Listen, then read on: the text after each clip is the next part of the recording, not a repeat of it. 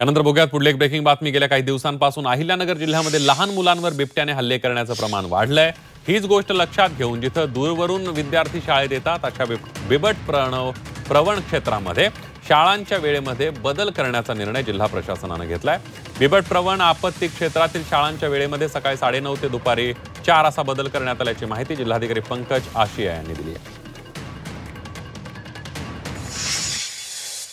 आपल्याकडे जे पर्टिक्युलरली बिबट प्रवण जे गावे आहेत त्या ठिकाणी संध्याकाळी आपल्याकडे 5:45-6 वाजता सनसेट होऊन जातो आणि तेव्हाच आपले शाळेचे विद्यार्थी परत त्यांच्या घरी जातात आणि ते या बिबट्यांच्या हल्ल्यामध्ये अफेक्ट होण्याची त्यांची पॉसिबिलिटी आहे।